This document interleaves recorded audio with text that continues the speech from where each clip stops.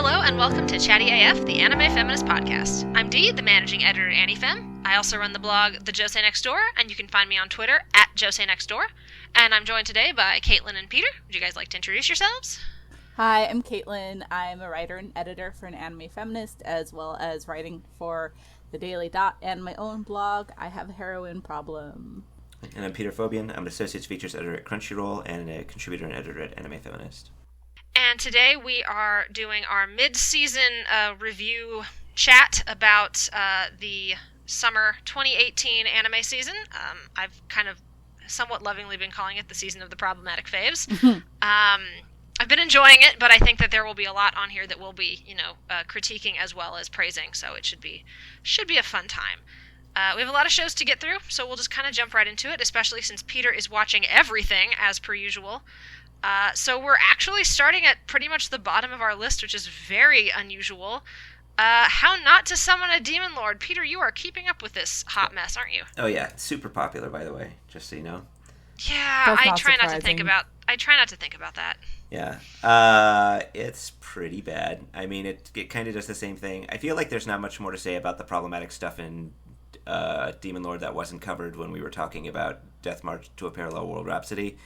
I think like all these isekai slave anime kind of cover the same ground, where these women are very enthusiastic about being slaves so long as their owner is nice, and they come to kind of value the fact that they're owned because it's like a connection to this person that they admire, and it's pretty gross. I feel in Demon Lord's case it feels a little bit worse because it has very high production values, really good animation, and it actually does scratch around the surface of some good writing, which is why I think it might have gotten better treatment than, say, Parallel World Rhapsody. There are, like, a couple, if you watch it, like, the beginnings of some really interesting plot ideas that just are not really explored. Or, like, the main character actually has kind of an interesting thing going on with him, but, like, next to a bunch of sexual assault and slavery jokes, it either doesn't get time or you just can't appreciate character development for a guy who is having a nice time owning several women. Yeah.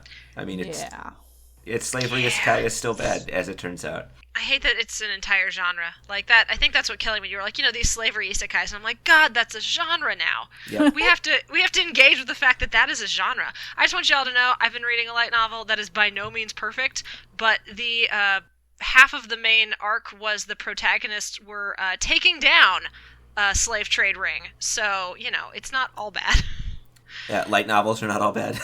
Yeah, light novels are not all about slavery being good. I'm reading one where slavery is bad. Thank God. They have cleared the bar that we set on the ground. Or the wonderful, like, antebellum myths, like, slavery isn't all bad so long as, you're nice to them. It just makes me think of, like, all of those pre-Civil War cartoons that I saw in my history book that are like, oh yeah, no, slavery is cool because, without it they would be out freezing, and with it they have a warm place to sleep and food, and it's like, no, that's not. It's like, no, you are completely robbed of agency. Mm-hmm. Yeah. Demon Lord, it kind of is very open about the fact that it's a male power fantasy and basically kind of a not quite porno. Yeah, I have heard that. It's not like it tries to pretend. Yeah, so it's you know not what really you're getting hiding from what day it one. Is, where I think like Death March was a bit less, I don't know, it was more insidious maybe, and I've heard rumblings about what Rising Shield Hero will be like. Oh so. Yeah, I read some summaries of that. It's real bad. Well, I think that's probably all we have to say about that one. Yeah. Speaking of light novels at the bottom of our list here, Master of Ragnarok, and I don't know the rest of the title. It's long. Peter, you're watching that one too, huh? Yeah, Blesser of Aranyar. That one's kind of similar. It doesn't really have slavery, I would say. There's a lot of, like, warring, kind of like maybe Roman-era clans, and they kind of do this thing where if you conquer a clan, you do, like, this Oath of the Chalice where you become family members, and it's either, like, if it's in negotiations, you basically decide if you're going to be, like, their kid or their sibling, and sibling means you're in an equal relationship. If you're their kid, they can, like, order you around, right? The main character is stuck in this world. He's in love with his younger sister, back in the real world, trying to get back to her. So his actual sister. Yeah, his real life sister. He's got his cell phone, of course. So every once they call each other, and he tells her what's going on as a way to like exposit his current character struggles. So he like is introducing modern technology to his clan, and uses these using his cell phone to find out like all these genius like Sun Tzu strategies. And when he conquers other clans, he like makes the person join his family rather than killing them off because he doesn't want to hurt anybody. So he collects a bunch of siblings and younger sisters because, of course, all the other clans are led by women. Naturally. Yeah, even though it's otherwise a pretty patriarchal society, just happenstance, I guess. It's really like I listened to you describe it, and it's like there's just a grab bag of like light novel isekai tropes, and they just kind of reach in and pull one out. I was like, in love with his little sister. Okay, now what else? He has a cell phone. It's like, Yeah, hearing you talk about it, I'm like, I think this aired like 3 seasons ago, didn't it? I do think it's I would say it's I don't know. In another world with my smartphone, I didn't get too far. I don't think it has slavery in it. This one does have slavery. He doesn't. He buys 2 slaves, but he just wants to free them. And then they end up like working at his castle or whatever. So he does free them, and then they decide to stay there. Yeah, he basically says, like, you're not really my slave. He just saw them being sold on the market and was kind of... Actually, I think he was kind of disgusted with the slave trade, but it's, like, not something he thinks he can deal with right now. In the last episode, he decided to create compulsory education so that he could give the bottom rung of society means to, like, rise up and raise the overall capability and intelligence of his clan. I guess I don't know. I mean, there's slavery in the world, but I don't think he's really participating in it. I do... The way it's sort of portraying him as a character... Sorry, I'm just thinking of that bar that we set on the ground. Yeah. I'm thinking of this one walking over it, and I'm like, congrats! Yeah, I mean, like, I like, if you're going to do an isekai and it is, like, supposed to be a harsh world that has slavery, I would, like, appreciate a story where, like, maybe somebody manages to get rid of it or something. That'd be neat, but, Yeah, that's why the one I'm reading. That would be... I don't think I would trust somebody to write that either, because they'd probably make it, like, very, like, person comes in and fixes everything. What it was, like, the white savior kind of thing. Oh, I'm sure it would... It wouldn't be a white person, but it would still be that... It would still be that idea of, like... It's functionally the same equivalent. It's, group in power comes in and saves all the poor marginalized folks, because they would definitely be women. Yeah. I think there'd probably be issues no matter what, but... I guess that's that. Anything else you wanna note about that one?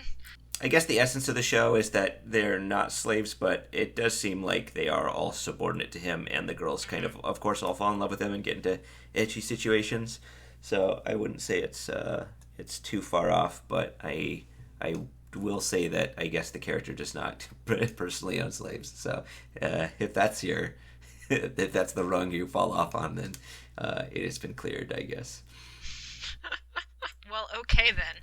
Next up, let's try to go through these ones towards the end a little bit quicker, because I think we'll have some like genuine discussions as we get further up the list. Yeah. Island, you're keeping up with this one as well.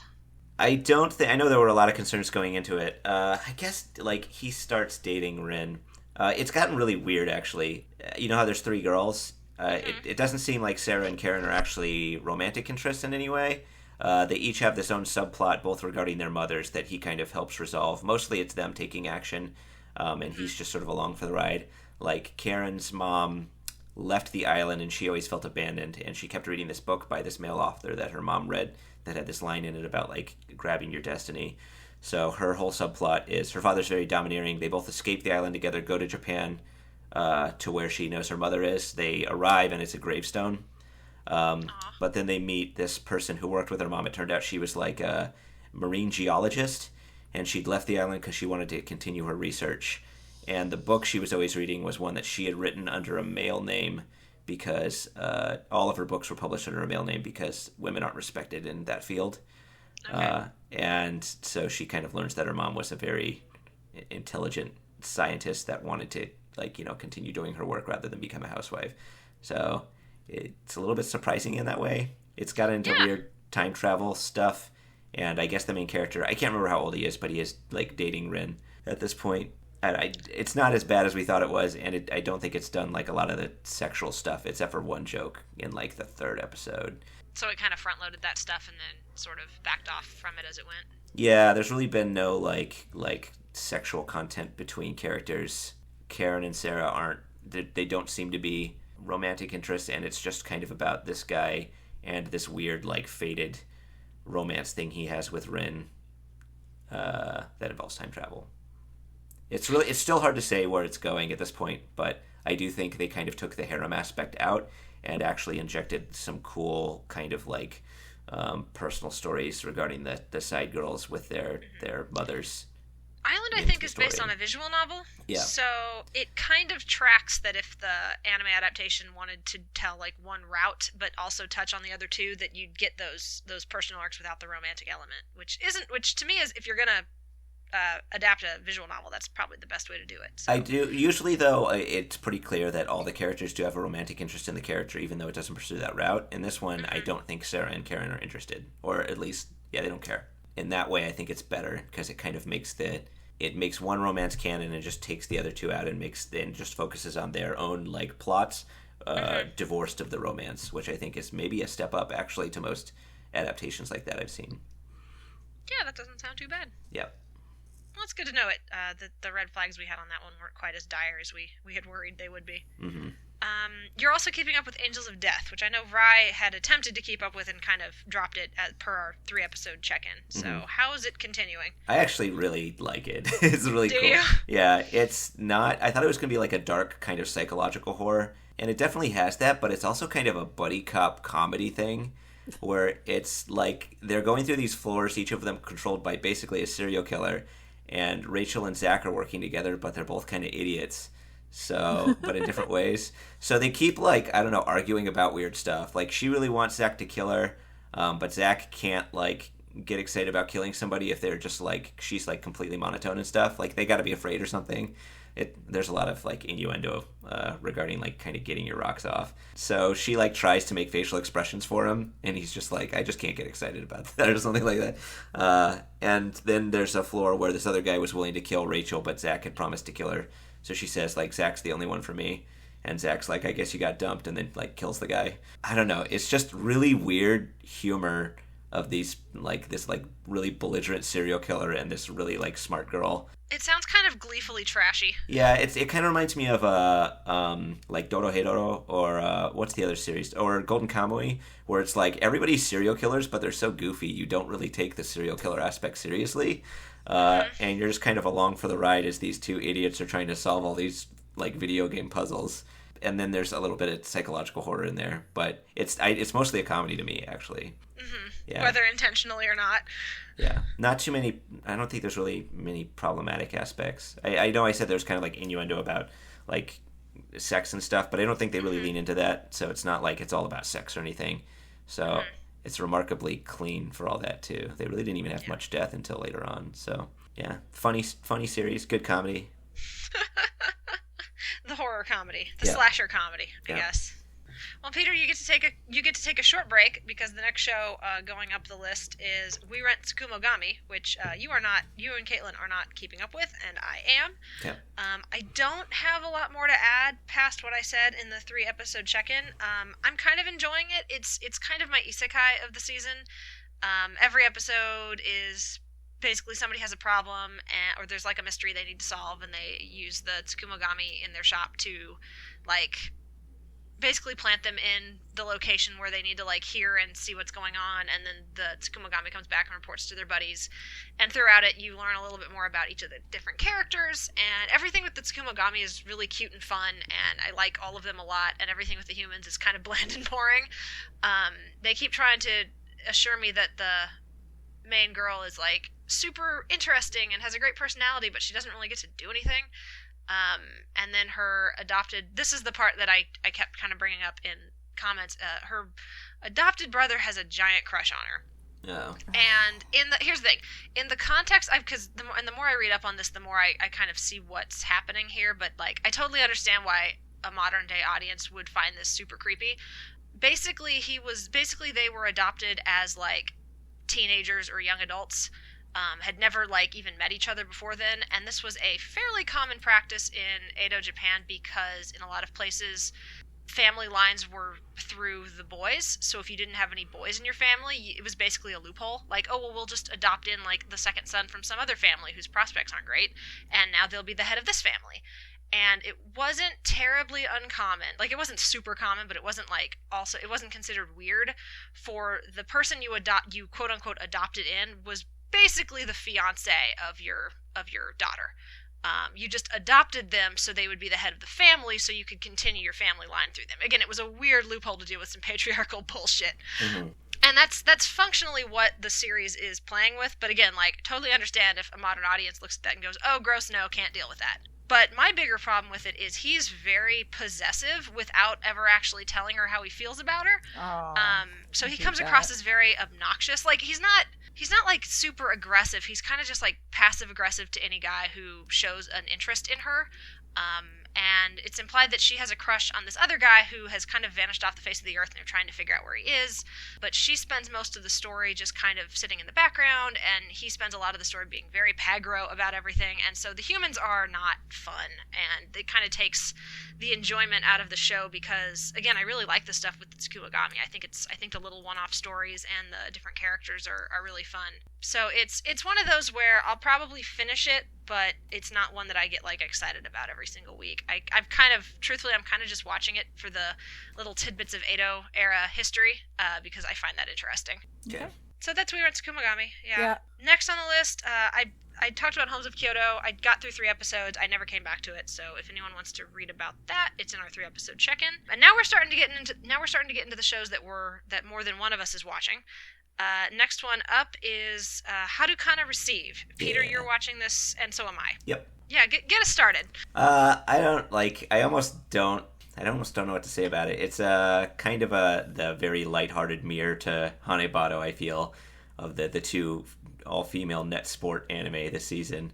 It's really kind of bright and cheery. I think kind of really like kind of a light fan service show where, I don't know, I mean, the girls are in bikinis and stuff, but it's not really sexual, or they don't act very sexual. I don't know if it's just trying to have the best of both worlds kind of thing. I think like the volleyball stuff in and of itself is pretty good, and the characters are all it's very kind of like an Iyashike, except there's a competitive element. It has that upbeat vibe that I don't know if you've watched Haikyuu or Yowamushi Pedal.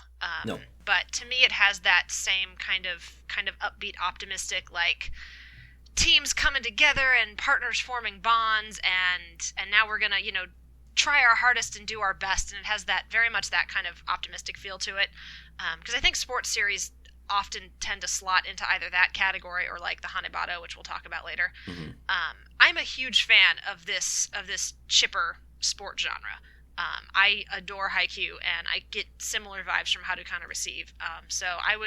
It's the first of the ones on this list that I would consider kind of a problematic fave because, like you said, there is definitely fan service. It doesn't really go away. I think it helps that it's all pretty, like, bright and upfront. Like, there's some skeevy camera angles in a couple of episodes.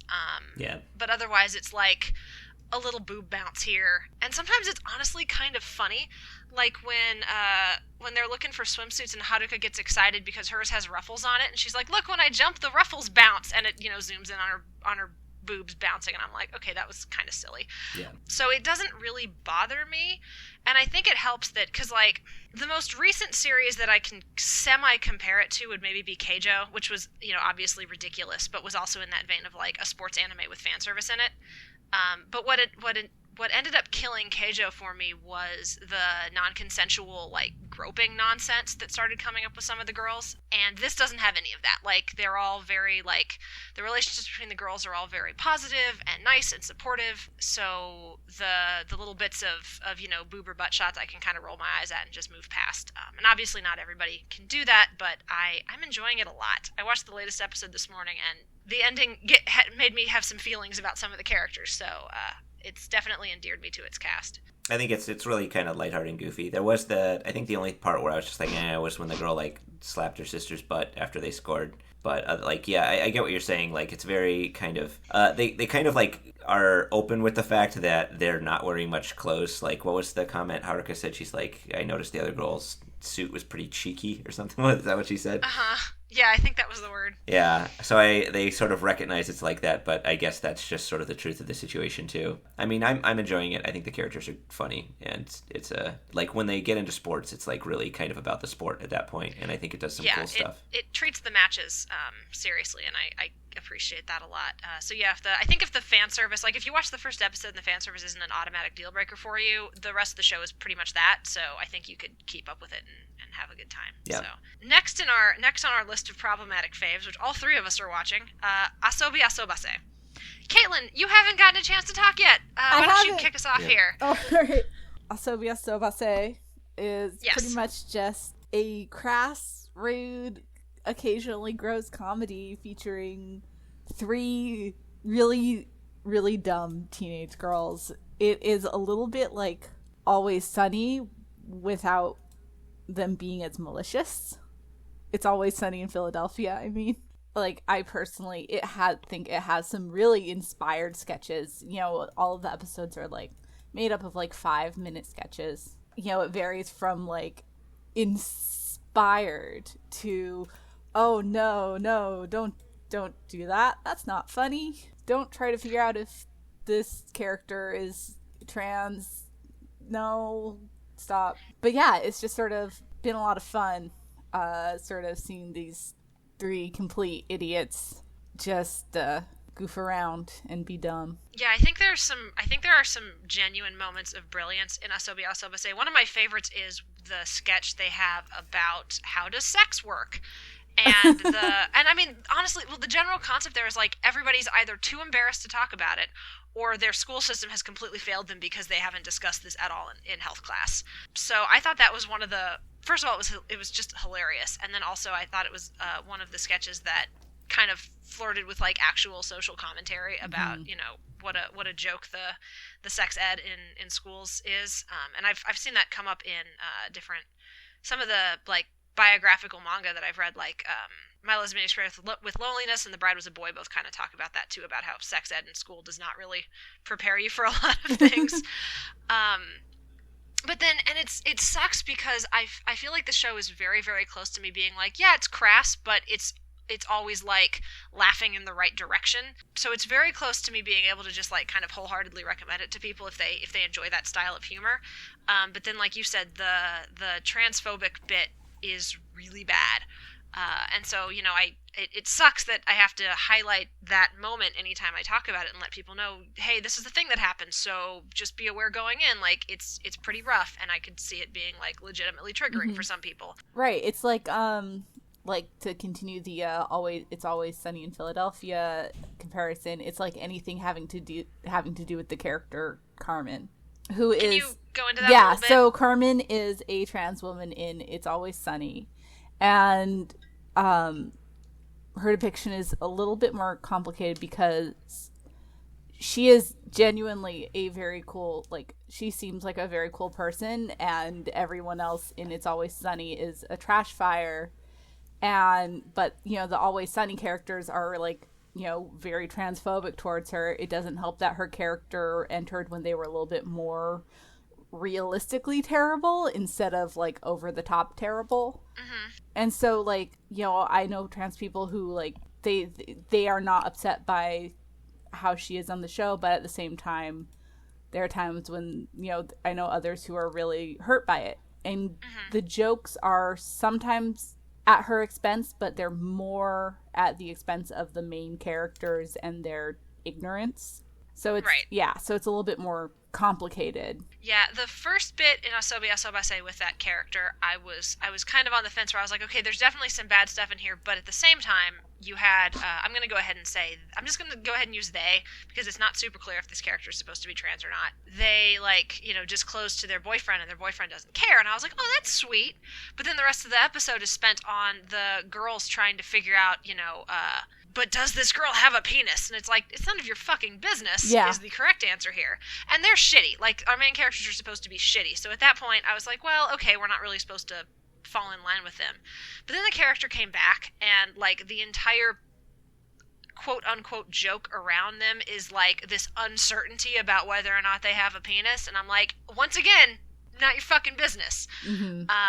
So anytime the character shows up, I get, like, super uncomfortable and just really need that bit to be over, because I think about 95% of the show is really fun and really funny, and then there's just that 5% that is just rough. Yeah, 100% agree. Peter, you've been quiet. Anything you want to add? I pretty much agree with the full sentiment.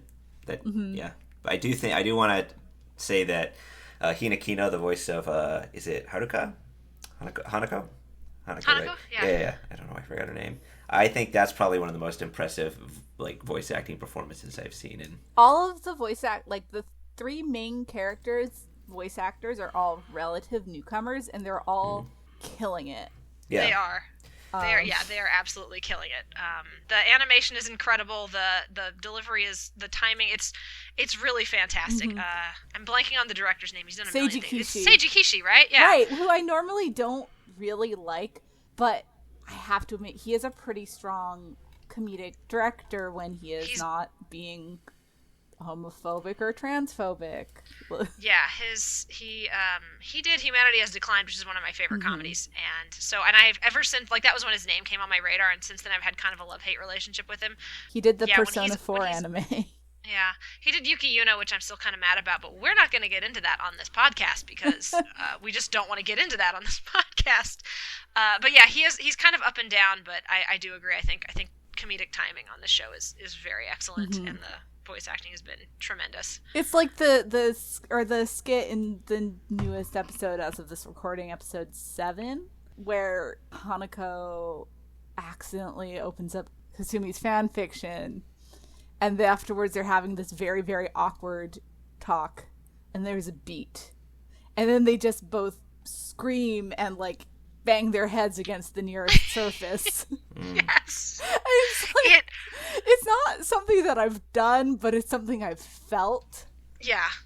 I think it captures a lot of those kind of... I think in some ways it sort of holds a mirror up to some of your, like, shittier habits in middle school, and so you're able to laugh at the girls, because, like, anytime Hanako goes off on, like, popular girls with their makeup and how stupid they are, I'm like, yeah, I remember those conversations. But she wants to be one of them so badly. Yeah, and it coming from like jealousy and this kind of internalized sexism, and the joke is always on her. It's not on, it's always like, no, Hanako, you're being a shit right now. And so I think most of the time it treads that line very, very well, which I also appreciate. Yeah, so. The one, like, I have really mixed feelings about Olivia. Like, I think she's great as a send-up of, like, foreigner characters in most anime and manga. Like, she's blonde, she's blue-eyed, but she doesn't speak English. Yeah. She at all. I loved her pretending to have that American accent. That was so good. But like, there are times where it's like they make fun of her body odor, and it's like, if I were still living in Japan, or like I were more fresh from that part of my life, it might. And I mentioned this in one of the previews, but like, it might sting more than it does, because, like, it's true. Like, most Asian people don't have body odor, or like most East Asian people don't have body odor, and most white people do, and it's really hard to buy deodorant in Japan. And see, I had no idea that was a thing until they started making jokes about it in Asobi Asobase. So, yeah, I do think sometimes some of their, like, body jokes, like, there's a couple jokes in the first episode that are a bit fat phobic. I do think some of their body jokes lean into being, like, mean spirited. But then the other girls go out of their way to try to make Olivia not feel bad about the fact that she's stinky. So it kind of, I feel like over the course of the season, they've done a good job of also getting you to realize that even though these girls are kind of shits to each other, they also genuinely like each other. And I think that's helped sort of endear me to the characters and keep the show from growing stale as it's gone forward. So. Yeah, and again, another one of those problematic faves where I totally understand if the issues are deal breakers, but I'm definitely enjoying it, and it sounds like you guys are too. So It is probably one of the strongest gross girls comedies to come out, because it is. Yeah, I'd agree with that. It is just unabashedly like these girls are horrible and disgusting, without like while rarely being like hateful. Yeah, and I think it does a good job of not. It doesn't feel like sexist to me, Mm-hmm. you know? It doesn't feel like, oh, look at women who are all so bad. It's like, no, look at these three trashy kids. Because then you've got like these teachers who are actually kind of sweet, or like the goth girl in the club who's like, Oh, she's genuinely my favorite. very nice. She's so Yeah. I love her. Yeah, that episode I was like, aw, I found a character I actually want to protect on this show. So I think that variety of personalities makes it not feel it's I don't know, it's mean without being mean spirited. So yeah, okay, we've talked about that a lot. We could probably spend an entire episode just talking about Asobi Asobase, but we have lots of other stuff to cover. So let's move on. Okay, I think I'm gonna butcher the pronunciation. Angolmois. Yeah, close enough. Angolmois. Pretty much. Peter, you're watching it. Uh, Angolmois. yeah. That's how I've been saying it in my head. Okay. I don't know. It's like a historic kind of war series. There's like one like dominant female character in their group that is kind of supposed to be important, but in more of like a inspiring the men kind of way. Who's of course fallen for the main character. Most of it's just like, I wouldn't say it's like self-congratulatory, like we fought off the Mongols kind of thing, because it is kind of looking at like how they basically sent prisoners to the island to just get killed by Mongols to like slow down the Mongols as much as possible. And they're showing how like Japan was actually probably not very ready for the invasion, which I think is good. Like they didn't take it seriously or something, or they were like gonna sacrifice these prisoners and just kind of hope for the best. And it's probably really fortunate that the typhoon came through and wrecked that guy's navy, because they would have otherwise maybe actually had a successful invasion. So I don't want to say it's like very, now what's that called, where it's just like glorifying, you know what I'm Sure. trying to say. Yeah. No, I know what you mean. Yeah. But it is just kind of like about war guys fighting. And in that way, it's pretty good. I guess that just in the context of this particular podcast, I'm not sure if there's too much to say about it. There could be some problematic representations of Caucasian people in it, maybe. Some of the they do kind of. You remember how in 300 they like really kind of showed all the Persian troops to like be these really like, it's kind of like weirdos, right? Yeah. Yeah, where they're like trying to it's not exotify. What am I trying to say? Kind of other the enemies. I think there might be some of that going on, because some of like I guess they're supposed to be Caucasian, even though it's the Mongol horde. Yeah, there's some weird stuff going on with that, but they. Yeah, I don't know enough about the Mongols at that point in time to know if that's historically accurate or if they just wanted some blonde people in their cast. Yeah. I think there was just but yeah, there's maybe some problematic representations of foreigners in there. It's mixed bag. Okay. Yeah. Not one that I was super enthused with, and doesn't sound like I'll be going back to it, but you know, if you're into war stories, doesn't sound like it's terrible. Next one will probably another one that all three of us are keeping up with. Planet With. Yeah. Yes. I love Planet With. Tell us why. Well, Go on. Paint a word picture. Planet with what? it is this incredible. Most series, I don't think, could pull off the pacing that it's going with. Mm-hmm. Normally, I like it when series have a bit of time to breathe, but it is such efficient. It's so efficient in everything about it. It's efficient in the storytelling. It's efficient in the action, but it's also like efficient in like the character building. Mm-hmm. Like I have a really strong. Like I feel like, you know, among all the like the interesting action and the characters talking about their ideals, I like have a good sense of who these characters are and what their relationships are, and I can like sympathize with them, and it's all just such a like perfectly balanced in such a small package. Like it's done more in half of a season than most series do in a full core, and it's just like I'm very enthusiastic about it, and I love Benika, the woman wearing a suit. Yes. And so, you know, I'm just very like excited about it, excited to see what is going to come on next week and where the story goes. And it doesn't feel predictable. I don't feel like I'm going to know like what's going to happen next, or it's just, it feels so fresh and so well done that it's just really nice having a series like that this season. Yeah, I think in a lot of because I've definitely seen anime that were sort of in this vein in terms of being very action oriented and kind of focusing on like these kind of, because I think Planet With does have something it's saying, and I'm not 100% sure what that is yet because we're still sort of having the argument, but you know it's having a conversation about justice and you know, humanity's path in life, and whether you should give somebody the opportunity to choose to do good, or if you should take that choice away and and ensure that they do good. And so, you know, that concept of like free will. And I think a lot of the time when you have shows like that, the characters tend to suffer because they tend to just become vehicles for the ideas. You know what I mean? Right, mouthpieces. Yeah, mouthpieces. But Planet With has done, I think, a very good job of humanizing all of its characters. So, like, you know, on the one hand, yeah, they are sort of representative of these different ideas that are going on in the big picture. But at the same time, like, you can see why they got to that point based on these very sort of real human emotions and personalities that they have. And they do these little, like, just these quick little moments that, like, flesh out the characters and give a really strong sense of, like, who they are. Like, Takeshi, who I love that, like, the villain for half the series is named Takeshi.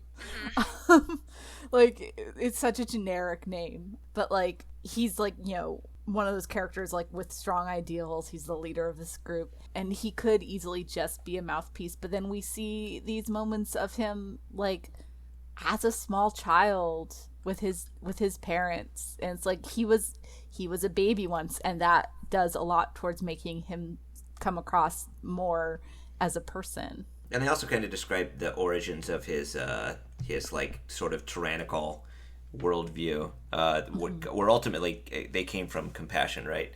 And I think that's what the series is really doing that's really interesting. It's kind of it's doing something that not many shonen attempt to do, and specifically something that I thought was the exceptional thing that made Naruto ultimately so good was that it really kind of looked at the causes of cyclical violence and kind of addressed them. And Planet With is doing the same thing while also taking this, and I find it's really weird, it's coming from an anime, it's kind of doing it through the metaphor of like, it reminds me of like talks about denuclearization and stuff, where, you know, the US is trying to make other countries not have nuclear weapons while we still have ours, because, you know, we want to keep as many out of the world as possible and don't want like tyrannical rulers rising up that have the power to potentially destroy the world, which is ultimately what the aliens are trying to do to all humanity.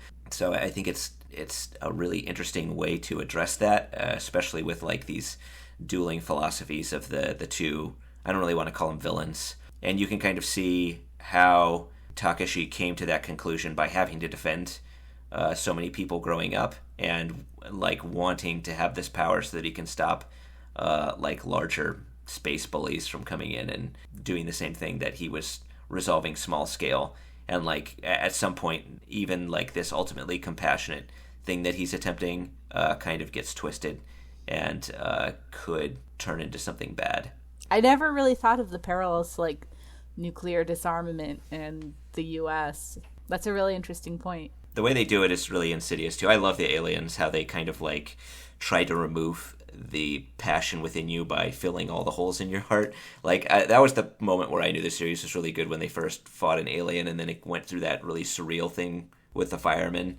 And it was basically trying to say like, it's okay, you don't need to have any regrets, and he had to reject that, otherwise it would just like remove his humanity.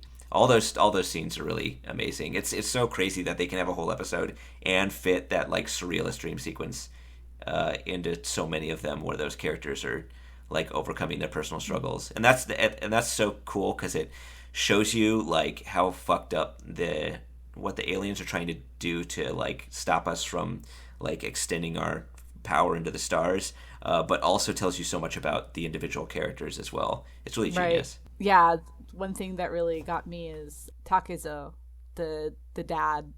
Like, yeah, he had dreams of like women with giant skewers of meat. Yeah. But like what really, you know, the really hard part for him was when his dead wife was there. Yeah, I like how he went, that's not fair. Like, after all those years, that guy's really awesome. Yeah. I hope he continues on in the series. It's kind of, I haven't watched the episode after the big climactic fight, which you would think would be at the end of the series, so I have no idea how it's going to pivot, but if the second arc is as good as the first arc, then it's going to be really good. Yeah, I'm really curious to see how it all comes together. Also, Nezuya, the one who did get caught up in the You mean the light novel protagonist stereotype? Yeah, the one who carries a book around upside down because he just wants to look cool pretending to read it. Yeah. And it's because he was the silliest and most shallow of the characters, so of course he doesn't question it when he's sort of handed his fantasy, and he's the one who can't break out because he doesn't really have much else going on other than wanting girls and wanting to be cool, wanting to be in his own isekai. Yeah, basically. I mean, I felt bad for the rest of his club though. All of them were so openly and acceptingly nerdy about it, and everybody could tell that he was acting different, and you kind of felt like it did feel like he had kind of died. I don't know. I really love that. I can't remember what the club is called. Their Special Investigation Club, which I guess is just like a news club now, because now all they do is follow the news, because they're into UFOs and stuff, and now aliens are attacking the planet. So it's okay, I guess we should just watch the daily news and just talk about it, because that's what our club's all about. Yeah, I think overall this series has handled all of its characters really well, including the main character is a boy, but I think all the female characters have been handled really well too. Yeah, absolutely. Which I appreciate. I don't feel like any of them are just there as vehicles for the guys or as, eye candy or anything like that. Like they all feel like fully fleshed out individuals as much as the male characters do. This is another one I think we could probably spend an entire podcast talking about, and who knows, by the end of it maybe we'll decide we want to. Yeah. But we still have quite a few shows to cover, so I'm going to push us forward if y'all are okay with that. Yep. Mm-hmm. Okay, next on the list, I get to take a few sips of water here because I'm not watching this one. Cells at Work. Love it. Great show. Yeah, lots of fun. I can't decide if I want to be NK Cell or if I want to marry NK Cell. Life goals or wife goals is very difficult. It's a very difficult choice. She's great. It's kind of it's a little hard to tell. I mean, it's really kind of carefree and goofy. So I mean, I don't think there's too much to analyze there, unless you really want to talk about how there's a lot of clever characterizations of different cell processes through these anthropomorphized weird characters that you get in the anime. I think that's where most of the discussions are. I think it's it's non-problematic, super funny and entertaining, and it's good edutainment. Yeah, the problematic stuff just feels a little bit like nitpicking. The female gendered cells are a little bit macrophage is dress, has very feminine speech patterns, but I think it's more about the comedy or the visual comedy of this very beautiful or this very feminine woman murdering a bunch of pathogens with a giant cleaver and eating them. Yeah, and I think you kind of once you learn a bit more about her functions, you can kind of see why that the author may have gone with that, I guess. Mm-hmm. Because, when the first time you see her, she's, killing bacteria or whatever, but then you find out that, I guess interacting with macrophages is how white and red blood cells develop in bone marrow. So you could kind of say, oh, they're kind of like a caretaker for all these little babies. And then they also, destroy a lot of, foreign material in the body. So they're kind of cleaning up / eating the stuff. So you could say that's a cook or a maid. So I kind of get why they would have chosen that metaphor, divorced. I mean, I guess they could have been butlers too. That was the main reason I didn't keep up with it. The first episode didn't really grab me, and then I found the depiction of the different cells pretty gender essentialist in a way that was not wasn't egregious, but it was just irritating enough, and there wasn't enough else that I liked about the series that I ended up not keeping up with it. Mm-hmm. Which isn't to say, it sounds like lots of people are enjoying it, and it doesn't sound like it's doing anything again, I don't think it doesn't sound like it's doing anything that's actively harmful. Yeah.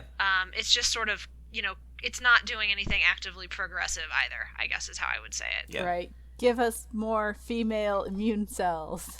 I do think, I'm going to plug my own work here a little bit. I've been doing an interview series with a friend of mine who's a med student who was a former cancer researcher as well.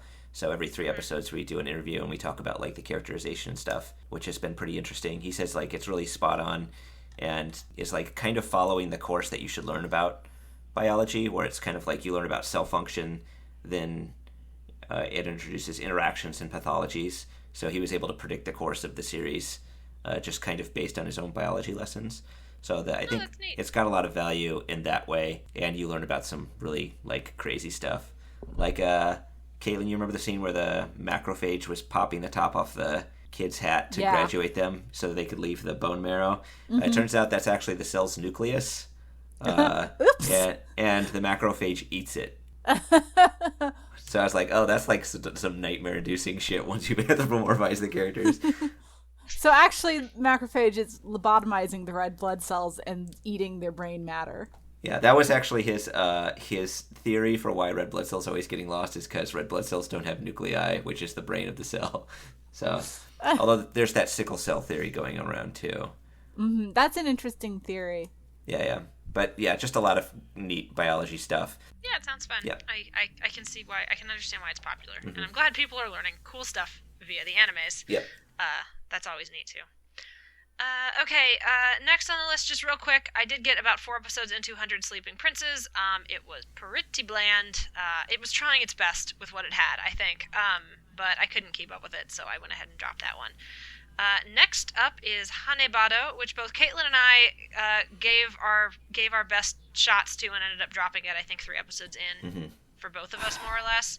But Peter, you are keeping up with it. Yeah, I'm so glad I didn't drop it. I'm so happy I didn't drop it. Because I think around the 3 episodes I was like, I don't think the writing in the series is that great. Yeah, I was kind of disappointed, actually. Because I felt like they really kind of...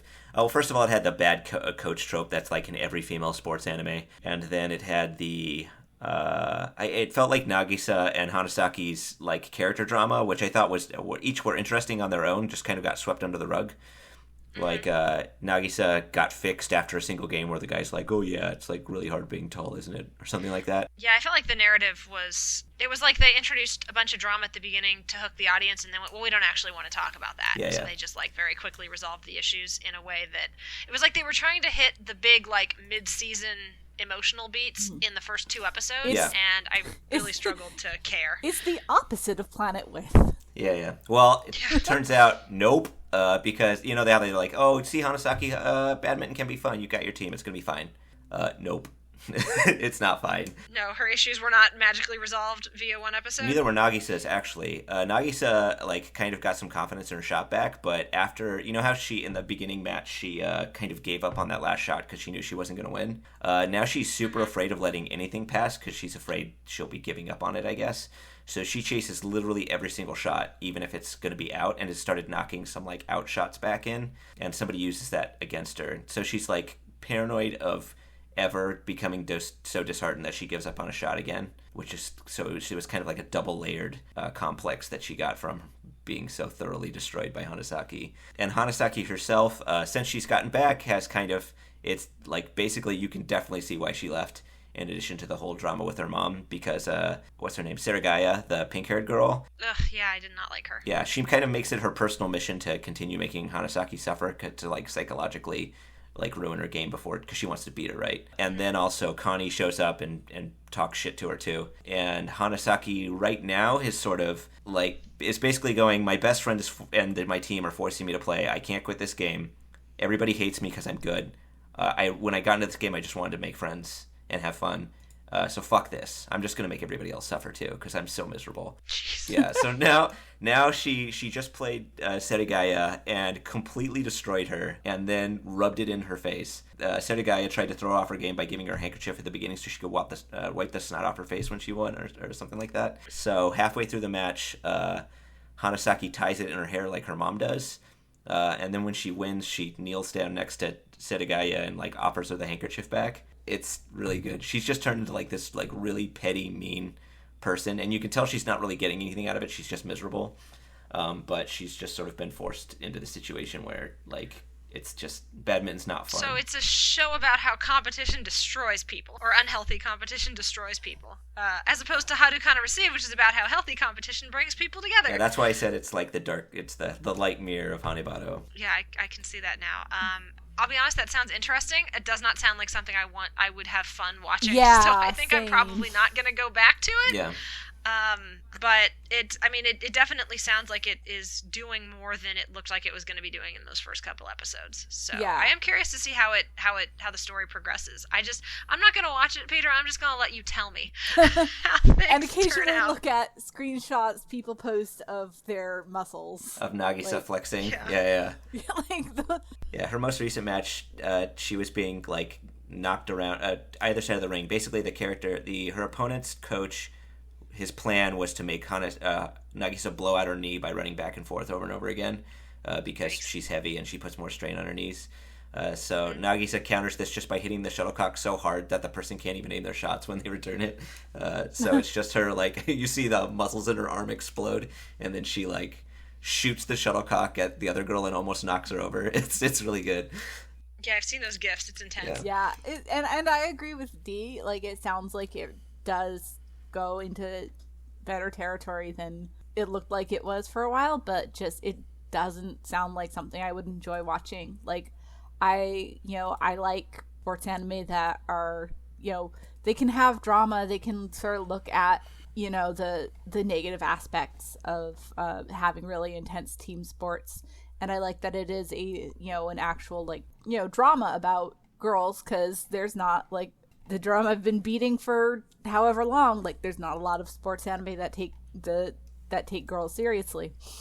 But it just doesn't sound like something that would be fun. Yeah, well, I mean, there are. I should say there are lighthearted stuff, like where Hanasaki's story is starting. I think Hanasaki's gonna end up okay, but on Nagisa's side, like, the person she's playing, whose coach tries to get her knee blown out, her opponent eventually just says, "I really don't want to play this way. This doesn't feel right." And Nagisa's competitiveness kind of makes her turn the corner. And then they have a really good match after that, where the person loses, but they felt like they got to play their own style, and kind of came at it positively in the end. Yeah. And they were like they were on the same team in middle school, so it's actually a really positive conclusion to it. Yeah, that makes that sound much better. I would be curious to see kind of how it wraps up, if it's ultimately sort of, finds an optimistic way forward, or if it, kind of continues to be sort of grim about it, because right now it sounds like it's touching on some of the same elements that Ping Pong touched on, which I thought that show was incredible, and part of the reason that it was so good was that it did kind of spin at the end and find sort of a positive way to bring its story together. So yeah, definitely be curious to see when we talk at the season finale how that all shakes out. Okay, so next up, one that Caitlin and I, Peter covered the bottom half, and now Caitlin and I are going to cover the top half, I guess. Oh yeah, I like that. Next one on the list is Bananafish. Yeah. I have kind of complicated. We ended up recording this later than we had initially intended, which is why it's more like a 3/4 season than a mid-season. Just everyone's schedules were kind of all over the place for a little while there, con season. But I'm glad we waited, because I think if we'd recorded this, a week or two ago, I would have been a lot more down on it than I am at this point. I think I've kind of come around to what it's doing and have kind of accepted it and am enjoying it now. But I'm not sure where to begin. Caitlin, do you have a starting point here? Not really. Like, it's We haven't talked about it a lot here, but I feel like I've seen so much discourse about it on Twitter that at this point I'm tired of talking about it, even though we have not at AnyFem done that much with it yet.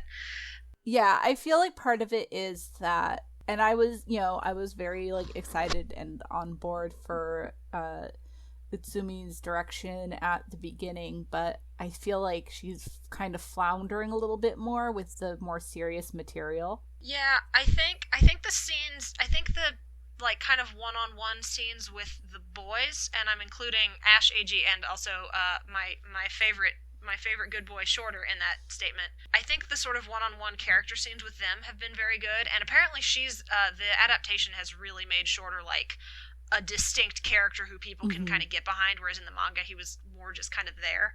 But I think when it comes to the more sort of drama, crime, mystery elements of it, it doesn't feel like the creative team is super interested in it. Right. So they kind of just skim through it as quickly as they can so they can get back to the sort of more character drama elements of it. I agree, and it's like a little bit of a shame because like it's like that is where Utsumi's strength lies, right? Like that is what made Free great, was the sort of the character drama. Well, not character drama, but that balance between the character drama while also being very lighthearted and fun.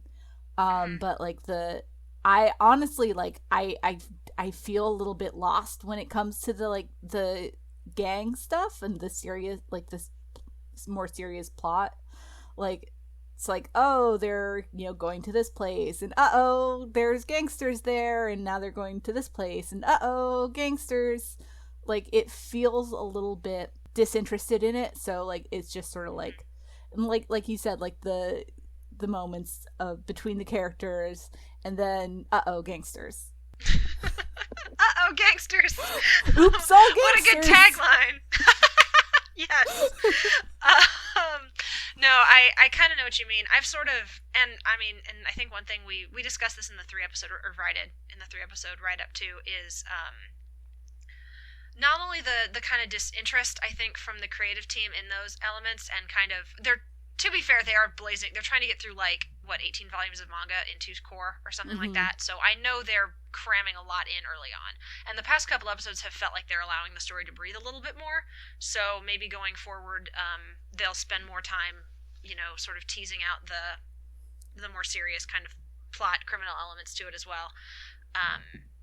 But yeah, the fact that it's an 80s manga and they pretended to update it. Yeah, I don't understand really what haven't. The point was in now they have smartphones. Like that pretty much seems to be the main difference. I think it was purely, truthfully, and again, this is pure speculation, folks. Do not take this as me having read a bunch of production write-ups, because I've read a few, but not all of them. In some of the stuff I've read, I kind of got the sense that it was a marketing decision, that if the character designs were with modern hairstyles and clothing, people would be more likely to watch it, which I get. But at the same time, I think that I think you should either just commit to setting it in the 80s, and then some of the more troubling elements of it, or even some of the plot points that are very kind of contingent on this is what it was like in the 80s. I think you wouldn't have those issues. Or I think if you're going to update it, then you need to commit to updating it, and you need to, be willing to deal with this is what things are like in this particular part of the U.S. now, and hey, maybe fridging a black child for shock value in episode 2 is in poor taste. Not a great choice. Yeah, really rough. So, and to me, that's baseline level of research about setting your story in America in modern day. I have definitely had some critiques about that, and I had a hard time getting into it early on because of a lot of that, me being that's not how it works in modern day US. Or even if your argument is the system is super broken and that's why these injustices are allowed to carry through, I think you need to be more upfront about we're dealing with a bunch of crooked cops or something. Right. Whereas I think there's this element of no, these are good guys, but their hands are tied. So I had some trouble with the early episodes. I'm finally starting to get into it because of the character drama, and also because I just really, really love Shorter. He's a very good boy. He's a good boy stuck in an impossible situation, and he's definitely, and I say this as someone who hasn't read the manga, so I don't actually know what's going to happen, he's definitely going to die. And I'm getting very attached to him, and so that sense of dread is just every episode. When he's just sitting there and he's got unconscious, agey unconscious, but with his head in his lap, was just very sweet. Mm-hmm. He's trying his best. He's in an impossible situation. He's doing his best, and I just. Yeah, so I'm starting to get emotionally invested in it, which is good, but it took a while. I would say I probably would have dropped it if it weren't for the fact that it's such a kind of a big, important show that I felt like I should keep up with it. I agree. And I think it is, I just want to say it's making me crazy about how the Amazon is calling UA Yut. Oh, God, yeah, Why? That bothers me too. I don't know. That's not even, I don't see how you would get to that point, get to that romanization. But anyway, I think it's a little bit of a shame that like Utsumi's first like serious drama title was such a high profile series, because there's definitely some growing pains going on there. And I don't think like she's not capable or competent as a director, but I think maybe this should have been like her like fourth or fifth series as opposed to her second, if we're counting, all of the first two seasons of Free as one series. Yeah, I think this was going to be a difficult one to adapt no matter what. And yeah, I don't want to place like everything on her, because, anime is collaborative and you've got production committees and studio heads and all this other stuff. And I think it's this was in an interview. If I find it, I will link it. I will try to find it. I think it's one of the producers, but again, don't quote me on that, who was a big fan of Bananafish and kind of talks in some of their interviews about how they didn't really want to change anything because they liked the original so much. So, I mean, part of it could be that as well. But I think those elements of series in the 80s that don't age well have continued to... the sexual assault threats are exhausting. Yeah, it's honestly hard for me to have a connection with Ash, because his backstory is so just endless suffering that it starts to feel almost like a parody, I guess. So I struggle with that. Pretty much anytime a female character shows up, I'm like, how long before something terrible happens to her? And there it is. So I think it's one of those that it's. The original manga is very important, and I think in a lot of ways very good, and I think Bananafish is trying to capture some of that. It's still very much that issue of, it was a series written in the 80s, and now we're trying to bring it to the year 2018. So I can see if there are folks who are struggling to get into it because of that. Like, I totally understand. Yeah, no, that absolutely makes sense. And it did almost lose me for a while when it was just constant, like, sexual menace. Like, men threatening men, men threatening women, and the fact that, like, the last few episodes have been able to have some of the lighter moments, I think has gone a long way towards opening things up, giving things time to breathe, letting you get, helping connect to the characters a lot more. But, yeah, no, I 100% agree, like, for a long time it was just like, okay, well, and it feels a little bit uncomfortably sexualized at times. Like, there are moments where Ash is like lying on the floor and he's got like his shirt is lifting up in a way to like show his abs, and it's just like, nope, let's not. I think by and large they do a good job of not showing things or not sensationalizing things, but every once in a while they stumble, and since it's such a difficult subject, it's more noticeable. So I would agree with that too. What's Max's wife's name? Lauren? Jessica. No, it's Jessica. I knew it was one of those like very like late 80s women's name that like everyone my age knows 500,000 of them. Sorry, Lauren. Love you. But anyway, and I say that as someone with one of those names. I do not appreciate that Jessica was implied to be raped, but I do appreciate that it was only implied instead of like showing some like a horrible rape scene. Yeah, I agree. We put it in the it's complicated category, and I think it's very firmly there. I would be surprised if we don't end up doing a full retrospective on this, and we've talked about it a lot already. I think we should probably go on unless there's something else you feel is essential to bring up to listeners. Okay. Let's move on then, because we are over time as per usual for these mid-seasons. I'll try to go through this one quickly. I'm the only person who's caught up on Revue Starlight. Caitlin, you were watching it though, weren't you? Okay, so here's the thing. Watching things on High Dive is a giant pain in the ass. So Revue Starlight.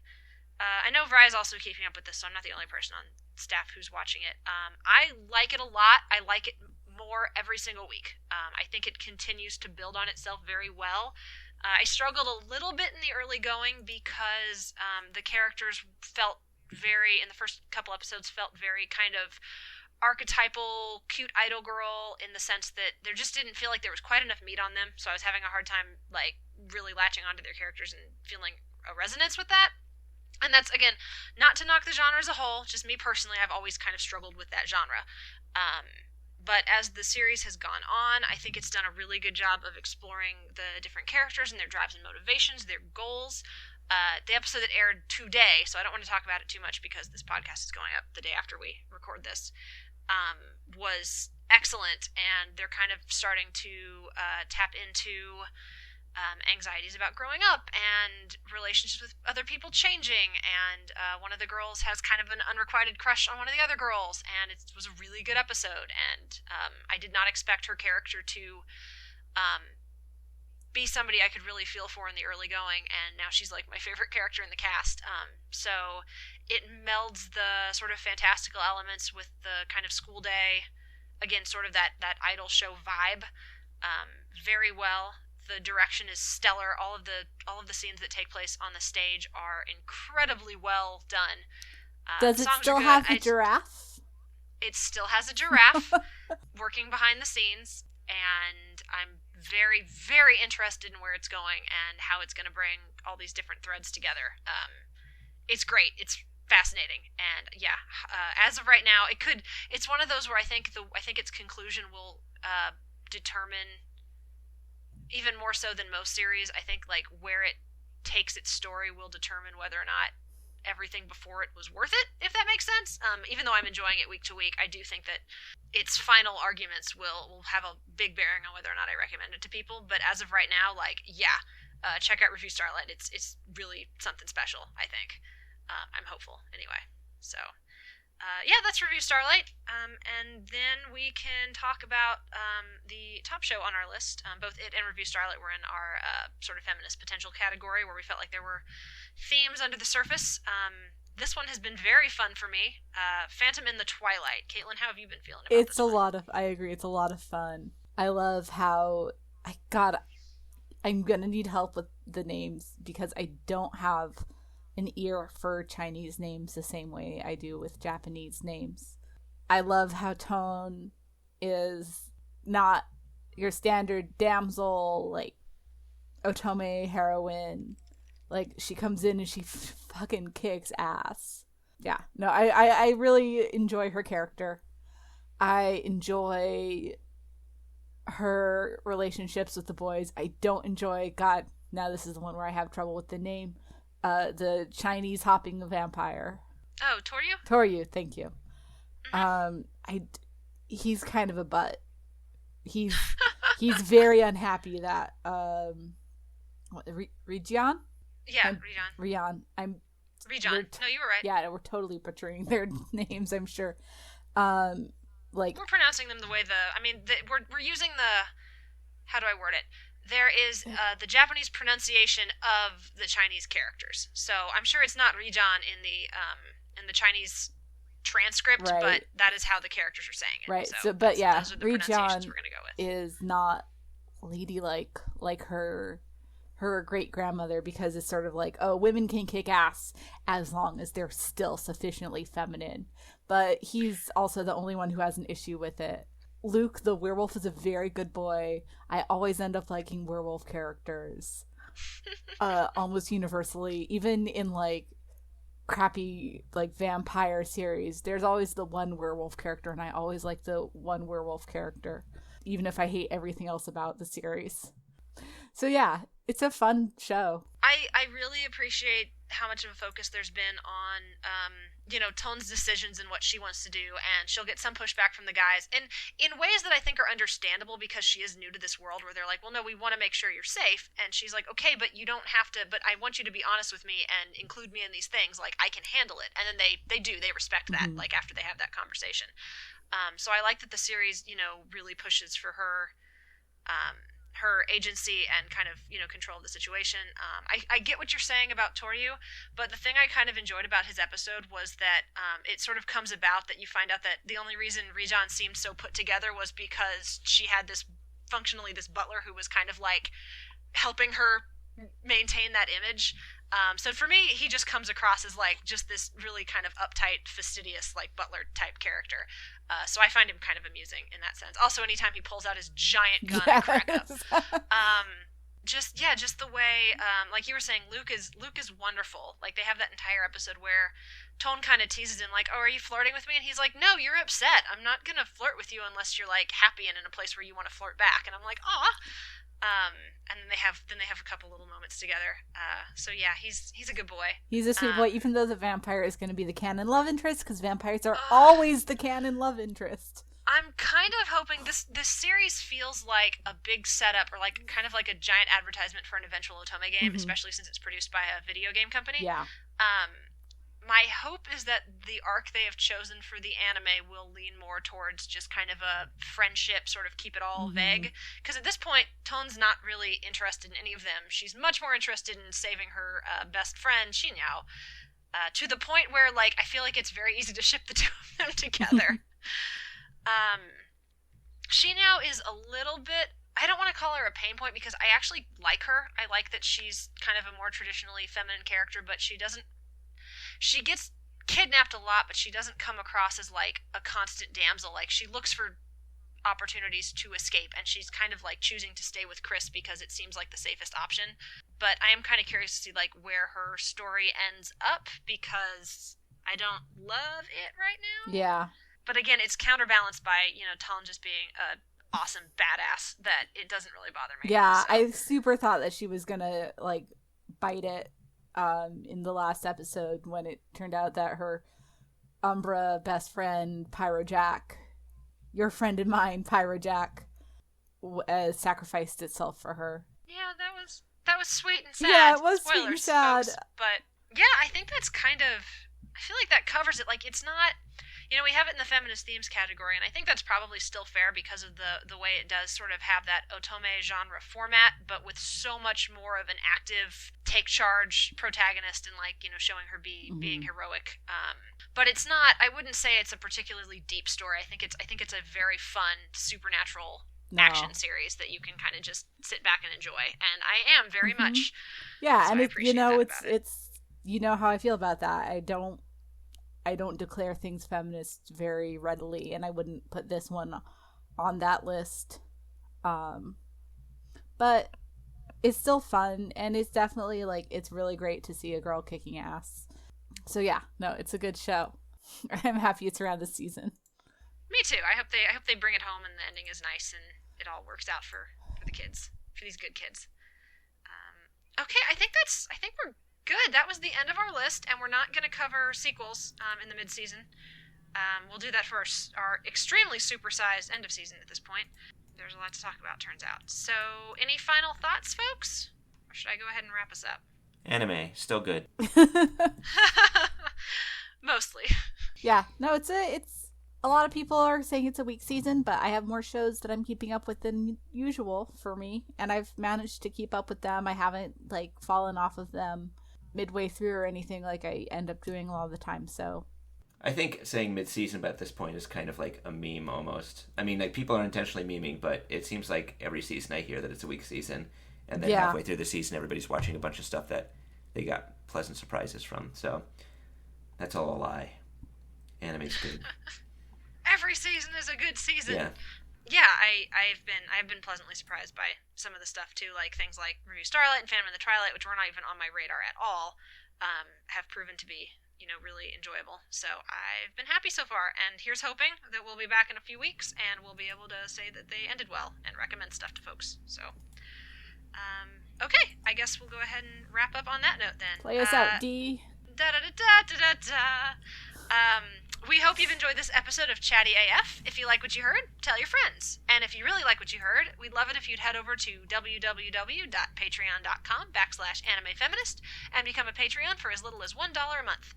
Your support really does go a long way towards making Anime Feminist happen, both in print and in your earbuds. If you're interested in more from the team and our contributors, please check us out at www.animefeminist.com, on Facebook at AnimeFem, on Tumblr at AnimeFeminist, and on Twitter at AnimeFeminist. And that's the show. Thanks for listening, AniFam. We will be off next week. We're going to go ahead and take the Labor Day weekend / Crunchyroll Expo weekend off, since we've got some team members who are going to be out there. But we will be back the week after that. So